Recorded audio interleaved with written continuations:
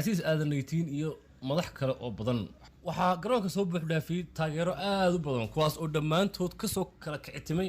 degmooyinka iyo xaafadaha magaalada Hargeysa kuwaas oo hamuun iyo xiiso u qabay inay daawadaan ciyaarta kama dambaysta ah ee finaalka oo ka qabsoomaysay garoonka weyn ee magaalada Hargeysa Xawaadle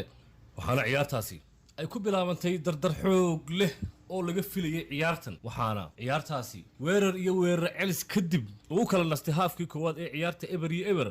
markii ciyaartaasi bilaabantay waxaa labada kooxood dardar xoog leh la soo galeen ciyaarta waxaana haafkii dambe ee ciyaarta la iskugu soo noqday iyagoo labada kooxoodba la soo tashaday tababarayaashooda ay iskugu soo noqdeen qaybtii labaad ee ciyaarta waxaana u suurta gashay kooxda aadanitiin inay la timaado goolka koowaad waxaana u saxay laacibkooda khadka dhexe uga dheelay ee Xamse Chikichan